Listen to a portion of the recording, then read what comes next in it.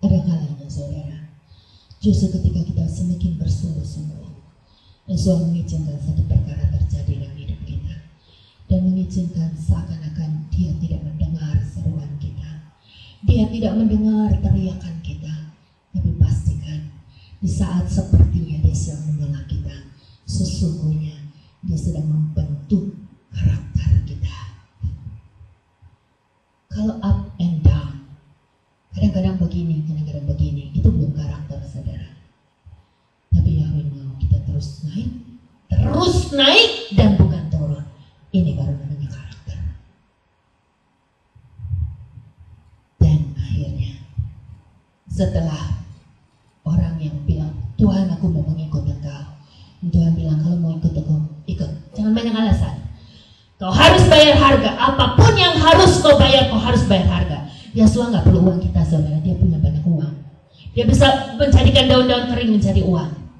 Tapi yang Yesua inginkan adalah kehendak kita ditundukkan di bawah kehendaknya. Karena bukan berarti Dia tidak bisa menundukkan kehendak kita. Dia telah menciptakan saya dan saudara yang satu paket yang namanya kehendak. Kehendak itu harus kita yang memberikannya kepada Dia, sehingga Dia memakai hidup kita. Ini berbicara kepada apa? Yesua itu adalah Tuhan yang demokratis. Dia bukan Tuhan yang memaksa. Dia bukan Tuhan yang memaksa. Sebabnya Dia berkata, ketika murid-muridnya berkata, ayo kirim aja api dari langit, binasakan mereka. Yesus bilang, aku datang bukan untuk membinasakan, tapi menyelamatkan. Barang siapa yang mau diselamatkan, mereka harus datang untuk menyerahkan kehendak mereka untuk menerima keselamatan. Dan setelah kita menerima keselamatan, tugas kita adalah memberitakan keselamatan itu bagi semua orang sesuai dengan apa yang Yesus sudah percayakan bagi saya dan saudara. Mari baca Lukas 10 ayat 1 sampai yang ketiga. Dan sesudah hal-hal itu Tuhan menetapkan juga 70 orang lainnya dan mengutus mereka berdua-dua mendahului Dia ke setiap kota dan tempat yang akan segera Dia datangi. Kemudian Dia berkata kepada mereka, tuaian memang banyak, tetapi pekerja sedikit. Oleh sebab itu, mintalah kepada Tuhan yang empunya tuaian, supaya Dia mengirimkan pekerja-pekerja untuk tuaiannya. Ketiga, pergilah, lihatlah, aku mengutus kamu seperti anak domba ke tengah-tengah serigala. Haleluya. Yesua yang berjanji, Yesua yang berkata, Dia gak mengutus saya dan saudara domba ke tengah domba, tapi Dia yang berkata, aku mengutus kamu seperti domba di tengah-tengah serigala. Ini berkata, aku mengutus kamu kepada orang-orang yang tidak sepaham dengan kamu. Aku mengutus kamu dengan orang-orang yang sangat berbeda dengan kamu. Itu artinya jangan takut untuk menjadi orang yang berbeda. Jangan takut untuk menjadi orang yang berbeda. Sekali lagi saya katakan, jangan takut untuk menjadi orang yang berbeda. Karena kalau saya dan saudara sama dengan mereka, untuk apa kita ada di tengah-tengah mereka?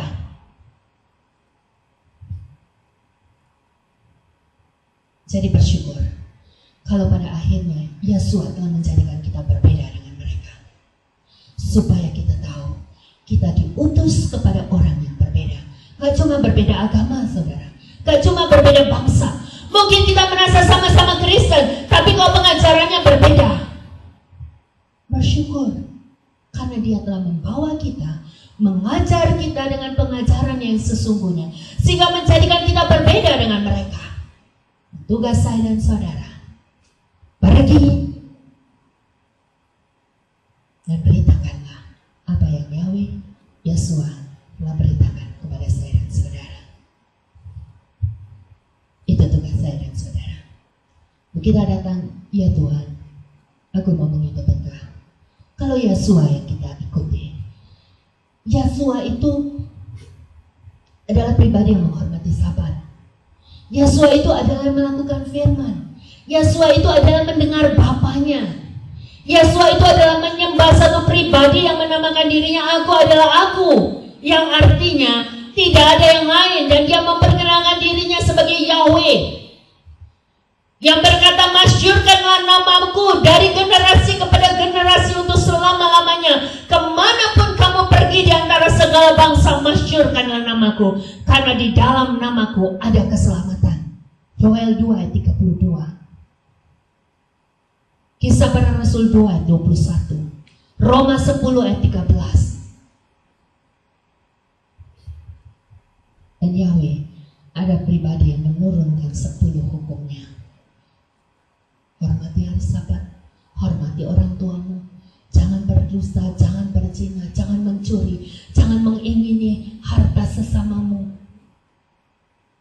jangan menyembah ilah-ilah yang lain. Itu nomor 1. Kuduskanlah namaku, itu nomor 1. Dan sebabnya di antara semua itu telah dirangkum di dalam satu perintah. Lukas 10 ayat 25.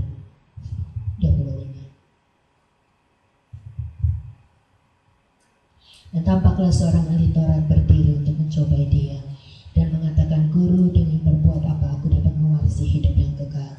Dia berkata kepadanya, apa yang telah tertulis di dalam Taurat? Bagaimana kamu membacanya? Sambil menjawab dia berkata, kasihilah Yahweh Elohimmu dengan segenap hatimu dan dengan segenap jiwamu dan dengan segenap kekuatanmu dan dengan segenap pikiranmu, dan kasihilah sesamamu seperti dirimu sendiri. Dan dia berkata kepadanya, kau telah menjawab dengan benar, lakukanlah itu, maka kamu akan hidup. Saudara, kembali kepada firman pengajaran pada pagi ini. Yesua ketika berjumpa dengan orang Samaria menolak dia. Dan murid-muridnya menawarkan, ia minta api turun dari langit supaya membinasakan mereka. Yesua memilih, aku datang bukan untuk membinasakan, tetapi untuk menyelamatkannya. Ini perbuatan Yesua. Yesua gak pernah datang beritakan firman, beritakan kebenaran. Orang gak mau dengar lalu binasakan. Akan tiba waktunya penghakiman terjadi. Tetapi tugas saya dan saudara memberitakan dari yang paling benar sampai yang paling tegas. Apabila kita mengingatkan mereka tentang penghukuman, itu bukan berarti kita sedang menghakimi mereka. Kita sedang menyatakan dua sisi yang kita akan terima jika kita menerima Yesua, jika kita menolak dia. Penghakiman akan datang, dilakukan oleh dia sendiri. Dan yang kedua, Yesua adalah pribadi yang tidak menyamakan kepada siapa dia berhadapan. Berbahagialah saya dan saudara jika dia adalah pribadi yang tahu sampai ke dalam hati kita, dan dia tahu bagaimana dia harus bersikap membentuk kita. Itu sebabnya jangan kecewa, jangan tawar hati, jangan cepat-cepat merasa bahwa kita sedang ditinggalkan. Jika kita benar hidup di dalam dia, jika kita benar menghormati dia, dan kita mendapatkan satu kesukaran, kita mendapatkan satu pergumulan, kita mendapatkan satu hal yang tidak kita inginkan, percaya bahwa itu adalah satu perbuatan yang sedang dia lakukan untuk membawa kita terus naik dan bukan turun. Pastikan ketika kita merasakan dia sedang membentuk kita, pastikan kita semakin rendah hati di hadapannya, kita semakin tunduk kepadanya, kita semakin mengasihi dia, maka pastikan promosi itu akan menjadi bagian hidup kita. Haleluya. Dan yang ketiga, dia berkata, pergilah, lihatlah, aku mengutus kamu seperti anak domba ke tengah-tengah serigala. Ini berbicara, apapun yang terjadi, kita tahu dia telah meningkapkannya bagi kita. Jadi gak perlu kaget. Gak perlu kaget, saudara. Gak perlu kaget, gak perlu mundur. Maju terus! Karena kita tahu dia mengutus kita karena dia percaya kepada kita. Dia mengutus kita karena dia telah membentuk kita. Dia mengutus kita karena dia mau kemuliaannya akan menjadi bagian hidup kita. Haleluya. Saudara, saya berharap pengajaran pada pagi ini akan membuat saya dan saudara tambah bersukacita, tambah bersemangat, tambah semakin memahami bahwa aku dipanggil karena dia Tuhan yang luar biasa. Dia bukan Tuhan yang melihat kekuranganku, dia bukan Tuhan yang melihat ketidaksempurnaanku, tetapi dia Tuhan yang siap memperlengkapi aku untuk diberkati